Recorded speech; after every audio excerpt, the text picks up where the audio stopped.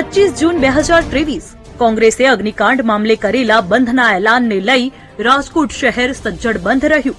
બંધને સફળ બનાવવામાં સ્થાનિક નેતાઓ ઉપરાંત એક ચોંકાવનારું નામ હતું ઉત્તર ગુજરાતની વડગામ બેઠકના ધારાસભ્ય અને પ્રદેશ કોંગ્રેસના કાર્યકારી પ્રમુખ જિગ્નેશ મેવાણીનું.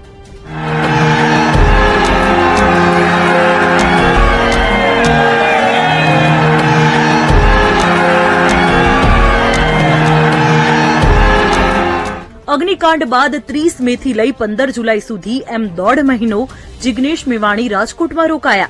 આ દરમિયાન તેમણે પાથરણાવાળાઓનો મુદ્દો ઉઠાવ્યો. એટલું જ નહીં, મોરબી પુલ દુર્ઘટનાના પીડિત પરિવારોને મળ્યા. અગ્નિકાંડ અને પુલ દુર્ઘટનાના પીડિતોની રાહુલ ગાંધી સાથે મુલાકાત કરાવી.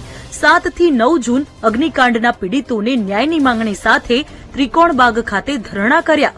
તો બંધને સફળ બનાવવા પત્રિકા પણ વહેંચી.